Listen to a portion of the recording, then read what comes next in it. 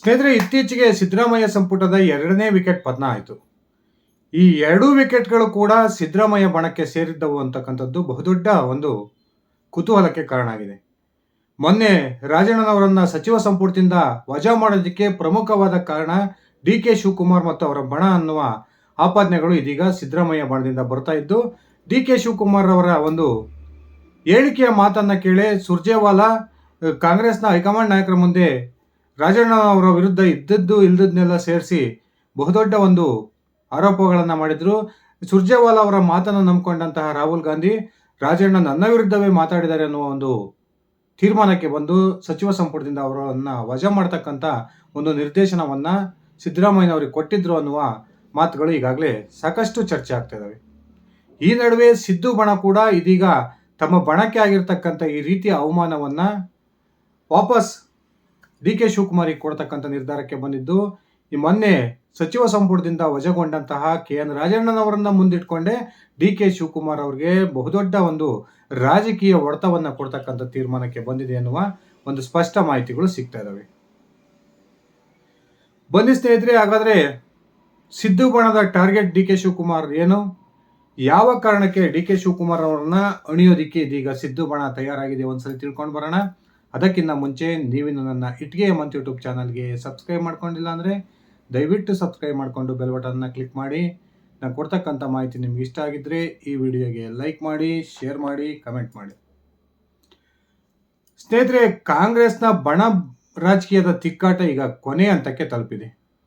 ಇದೇ ಡಿಸೆಂಬರ್ ವೇಳೆಗೆ ರಾಜ್ಯದ ಸಿದ್ದರಾಮಯ್ಯನವರು ಮುಖ್ಯಮಂತ್ರಿ ಸ್ಥಾನಕ್ಕೆ ರಾಜೀನಾಮೆಯನ್ನು ಕೊಡ್ತಾರೆ. ಆ ಮೂಲಕ ಡಿ ಕೆ ಶಿವಕುಮಾರ್ ರಾಜ್ಯದ ಮುಖ್ಯಮಂತ್ರಿ ಆಗ್ತಾರೆ ಅನ್ನುವ ಮಾತನ್ನ ಪದೇ ಪದೇ ಡಿ ಕೆ ಬಣದ ಪ್ರಮುಖ ನಾಯಕರು ಆಡ್ತಾನೆ ಬಂದಿದ್ದಾರೆ.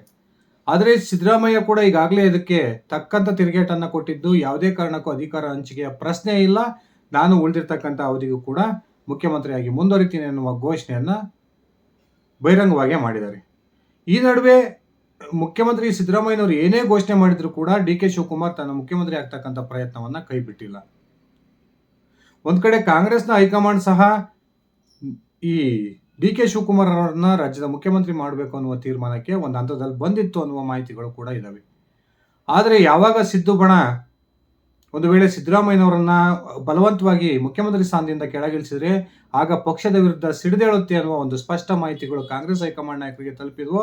ಅದಾದ ನಂತರ ರಾಹುಲ್ ಗಾಂಧಿ ಸದ್ಯಕ್ಕೆ ಈ ಮುಖ್ಯಮಂತ್ರಿ ಕುರ್ಚಿಯ ಬದಲಾವಣೆ ವಿಚಾರ ಬೇಡ ಅನ್ನುವ ಒಂದು ತೀರ್ಮಾನಕ್ಕೆ ಬಂದಿದ್ದಾರೆ ಅನ್ನುವ ಮಾತುಗಳು ಕೇಳಿ ಬರ್ತದವೆ. ಇನ್ನೊಂದು ಕಡೆ ಯಾವಾಗ ಸಿದ್ದರಾಮಯ್ಯ ಬಣದಿಂದ ಈ ರೀತಿಯ ಒಂದು ನಡೆ ಹೊರಗೆ ಬಂತು, ಅದಾದ ನಂತರ ಡಿ ಕೆ ಶಿವಕುಮಾರ್ ಸಿದ್ದು ಬಣದ ಒಬ್ಬೊಬ್ಬ ನಾಯಕರನ್ನ ಟಾರ್ಗೆಟ್ ಮಾಡೋದಕ್ಕೆ ಸ್ಟಾರ್ಟ್ ಮಾಡಿದ್ದಾರೆ. ಇತ್ತೀಚೆಗೆ ಏನು ಸಂಪುಟದಿಂದ ಕೆ ಎನ್ ರಾಜಣ್ಣ ವಜಾ ಆದ್ರೋ ಅದಕ್ಕೆ ನೇರವಾದ ಕಾರಣ ಡಿ ಕೆ ಶಿವಕುಮಾರ್ ಅನ್ನುವ ಆಪಾದನೆಯನ್ನ ಬಹಿರಂಗವಾಗಿಯೇ ಸಿದ್ದು ಬಣ ಮಾಡ್ತಾ ಇದೆ. ಹಾಗಾದ್ರೆ ಸಿದ್ದು ಬಣ ಇಷ್ಟೊಂದು ಅವಮಾನ ಅನುಭವಿಸಿದ್ರು ಕೂಡ ಸುಮ್ಮನಿರುತ್ತಾ? ಇಲ್ಲ ಸ್ನೇಹಿತರೆ, ಇದೀಗ ಸಿದ್ದರಾಮಯ್ಯ ಬಣ ಟಾರ್ಗೆಟ್ ಡಿ ಕೆ ಶಿವಕುಮಾರ್ ಅನ್ನೋ ಒಂದು ಆಪರೇಷನ್ಗೆ ಕೈ ಹಾಕಿದ್ದು, ಡಿ ಕೆ ಶಿವಕುಮಾರ್ ಅವರಿಗೆ ರಾಜಕೀಯವಾಗಿ ಬಹುದೊಡ್ಡ ಹೊಡೆತವನ್ನು ಕೊಡಬೇಕು ಅನ್ನುವ ಲೆಕ್ಕಾಚಾರಕ್ಕೆ ಬಂದಿದೆ. ಅದು ಕೂಡ ಇತ್ತೀಚೆಗೆ ಸಂಪುಟದಿಂದ ವಜಾ ಆಗಿದ್ದಂತಹ ಕೆ ಎನ್ ರಾಜಣ್ಣನವರನ್ನ ಮುಂದಿಟ್ಕೊಂಡು. ಹಾಗಾದ್ರೆ ಏನು ಸಿದ್ದು ಬಣದ ಟಾರ್ಗೆಟು? ಯಾಕೆ ಡಿ ಕೆ ಶಿವಕುಮಾರ್ ಅವರನ್ನು ಈ ಟಾರ್ಗೆಟ್ ಮಾಡ್ತಾ ಇದ್ದಾರೆ? ಯಾವ ರೀತಿಯ ಹೊಡೆತವನ್ನು ಡಿ ಕೆ ಶಿವಕುಮಾರ್ ಕೊಡ್ತಾರೆ ಅನ್ನುವ ಒಂದು ಪ್ರಶ್ನೆಗಳು ನಮ್ಮಲ್ಲಿ ಉಡ್ಕೊಳ್ಳೋದು ಸಹಜ. ಇದಕ್ಕೂ ಕೂಡ ಒಂದು ಸಿದ್ಧ ಉತ್ತರ ಇದೆ. ಸ್ನೇಹಿತರೆ, ಈಗಾಗಲೇ ಕಳೆದ ಲೋಕಸಭಾ ಚುನಾವಣೆಯಲ್ಲಿ ಬೆಂಗಳೂರು ಗ್ರಾಮಾಂತರ ಲೋಕಸಭಾ ಕ್ಷೇತ್ರದಿಂದ ಮೈತ್ರಿ ಪಕ್ಷದ ಅಭ್ಯರ್ಥಿಯಾಗಿದ್ದಂತಹ ಬಿಜೆಪಿಯ ಡಾಕ್ಟರ್ ಸಿ ಎನ್ ಮಂಜುನಾಥ್ ಅವರ ವಿರುದ್ಧ ಹೀನಾಯ ಸೋಲನ್ನು ಕಂಡಿರ್ತಕ್ಕಂಥ ಡಿ ಕೆ ಶಿವಕುಮಾರ್ ಅವರ ಸಹೋದರ ಡಿ ಕೆ ಸುರೇಶ್ ಈಗಾಗಲೇ ಬಮಲ್ನ ಒಂದು ಅಧ್ಯಕ್ಷರಾಗಿ ಆಯ್ಕೆಯಾಗಿದ್ದಾರೆ. ಇದೀಗ ಕೆಎಂಎಫ್ ಅಧ್ಯಕ್ಷ ಸ್ಥಾನದ ಮೇಲೂ ಕೂಡ ಡಿ ಕೆ ಸಹೋದರ ಡಿ ಕೆ ಸುರೇಶ್ ಕಣ್ಣಿಟ್ಟಿದ್ದಾರೆ. ಆದರೆ ಬಹಿರಂಗವಾಗಿ ಡಿ ಕೆ ಸುರೇಶ್ ಪದೇ ಪದೇ ಹೇಳ್ತಾರೆ, ನನಗೆ ನಮ್ಮ ಬೆಂಗಳೂರು ಗ್ರಾಮಾಂತರ ಜನ ಸೋಲನ್ನ ಕೊಟ್ಟಿದ್ದಾರೆ, ನಾನು ರಾಜಕೀಯ ವಿಶ್ರಾಂತಿಯನ್ನು ತೆಗೆದುಕೊಳ್ತೀನಿ ಅನ್ನುವ ಮಾತನ್ನು ಬಹಿರಂಗವಾಗಿ ಹೇಳಿದ್ರು ಕೂಡ ಇನ್ನೊಂದು ಕಡೆ ಕೆಎಂಎಫ್ನ ಅಧ್ಯಕ್ಷ ಸ್ಥಾನಕ್ಕೆ ಬಂದು ಕೂರಬೇಕು ಅನ್ನುವ ತೆರೆಮರೆಯ ಪ್ರಯತ್ನವನ್ನಂತೂ ಡಿ ಕೆ ಸುರೇಶ್ ಮಾಡ್ತಾ ಇದ್ದಾರೆ. ಇದಕ್ಕೆ ಡಿ ಕೆ ಶಿವಕುಮಾರ್ ಕೂಡ ಬೆಂಬಲವನ್ನು ಕೊಡ್ತಾ ಇದ್ದಾರೆ.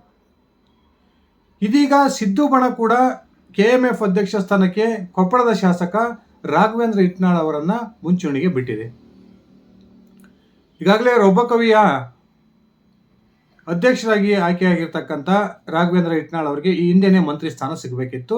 ಅವರು ಕುರುಬ ಜನಾಂಗಕ್ಕೆ ಸೇರಿದಂಥವ್ರು. 3 ಬಾರಿ ಕಾಂಗ್ರೆಸ್ನ ಶಾಸಕರಾಗಿ ಆಯ್ಕೆಯಾಗಿರ್ತಕ್ಕಂಥ ರಾಘವೇಂದ್ರ ಹಿಟ್ನಾಳ್ ಅವರಿಗೆ ಸರ್ಕಾರದಲ್ಲಿ ಒಂದು ಮಹತ್ವದ ಹುದ್ದೆಯನ್ನು ಕೊಡಲೇಬೇಕಾಗಿತ್ತು.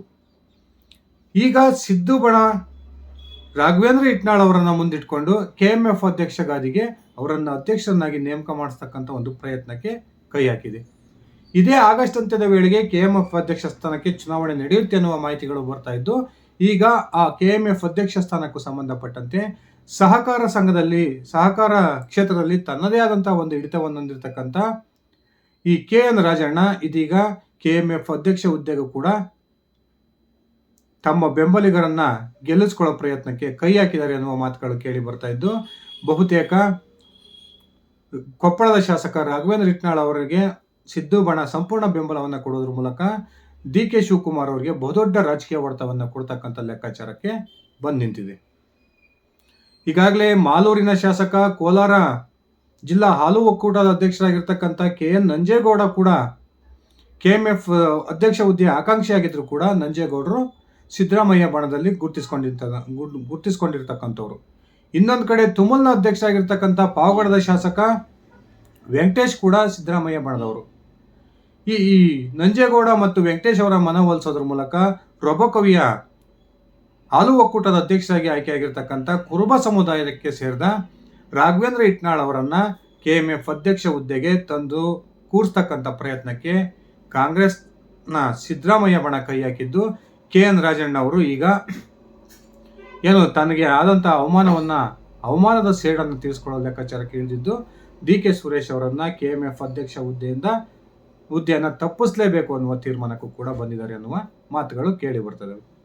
ಇನ್ನೊಂದು ಕಡೆ ಸಹಕಾರಿ ಕ್ಷೇತ್ರದಲ್ಲಿ ತನ್ನದೇ ಆದಂಥ ಹಿಡಿತವನ್ನು ಹೊಂದಿರತಕ್ಕಂಥ KN ರಾಜಣ್ಣ ಈಗ ಶೀಘ್ರದಲ್ಲಿಯೇ ನಡೀತಕ್ಕಂಥ ರಾಜ್ಯ ಅಪೆಕ್ಸ್ ಬ್ಯಾಂಕ್ಸ್ನ ಅಧ್ಯಕ್ಷ ಚುನಾವಣೆಗೂ ಕೂಡ ಸ್ಪರ್ಧೆ ಮಾಡ್ತಾರೆ ಅನ್ನುವ ಮಾತುಗಳು ಕೇಳಿ ಬರ್ತದವೆ.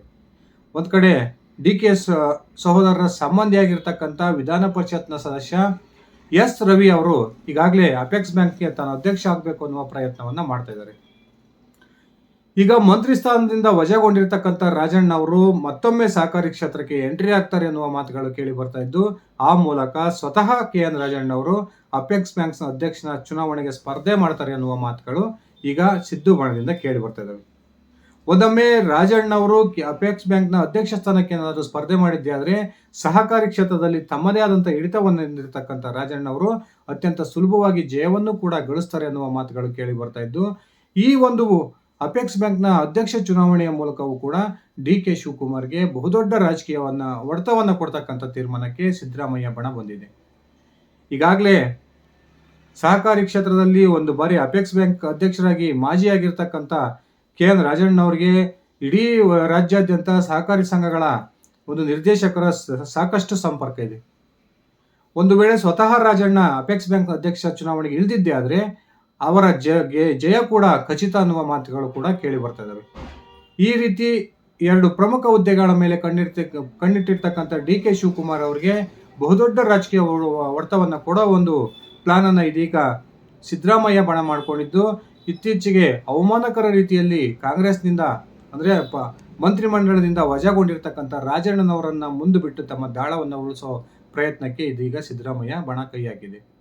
ಆ ಮೂಲಕ ತಮ್ಮನ್ನ ಕೆಣಕಿದ್ರೆ DK ಶಿವಕುಮಾರ್ಗೆ ಯಾವ ಪರಿಸ್ಥಿತಿ ಬರುತ್ತೆ ಅನ್ನುವ ಒಂದು ಮುನ್ಸೂಚನೆಯನ್ನು ಕೊಡೋ ಪ್ಲಾನ್ ಕೂಡ ಸಿದ್ದರಾಮಯ್ಯ ಬಣ ಮಾಡ್ಕೊಳ್ತಾ ಇದೆ. ಸ್ನೇಹಿತರೆ, ನಿಮ್ಮ ಅಭಿಪ್ರಾಯದ ಪ್ರಕಾರ ಈ KMF ಅಧ್ಯಕ್ಷ ಹುದ್ದೆಗೆ ಸಂಬಂಧಪಟ್ಟಂತೆ ಹಾಗೇನೆ ಅಪೆಕ್ಸ್ ಬ್ಯಾಂಕ್ನ ಅಧ್ಯಕ್ಷ ಚುನಾವಣೆಗೆ ಸಂಬಂಧಪಟ್ಟಂತೆ ಸಿದ್ದರಾಮಯ್ಯ ಬಣ ನಿಜಕ್ಕೂ ಕೂಡ DK ಶಿವಕುಮಾರ್ ಅವರಿಗೆ ಬಹುದೊಡ್ಡ ಹೊಡೆತವನ್ನು ಕೊಡುತ್ತಾ ಆ ಮೂಲಕ ಈ 2 ಸಂಸ್ಥೆಗಳಿಗೆ ಸಿದ್ದರಾಮಯ್ಯ ಬೆಂಬಲಿಗರೇ ಅಧ್ಯಕ್ಷರಾಗಿ ಆಯ್ಕೆ ಆಗ್ತಾರಾ? ನಿಮ್ಮ ವೈಯಕ್ತಿಕ ಅಭಿಪ್ರಾಯವನ್ನು ಕಮೆಂಟ್ ಮಾಡಿ. ಇದಿಷ್ಟಾಗಿತ್ತು ನನ್ನ ಇವತ್ತಿನ ಈ ವಿಡಿಯೋ. ಕೊಟ್ಟಿರ್ತಕ್ಕಂಥ ಮಾಹಿತಿ ನಿಮಗೆ ಇಷ್ಟ ಆಗಿದ್ರೆ ಈ ವಿಡಿಯೋಗೆ ಲೈಕ್ ಮಾಡಿ, ಶೇರ್ ಮಾಡಿ, ಕಮೆಂಟ್ ಮಾಡಿ. ಧನ್ಯವಾದಗಳು ಸ್ನೇಹಿತರೆ. ಶುಭ ದಿನ.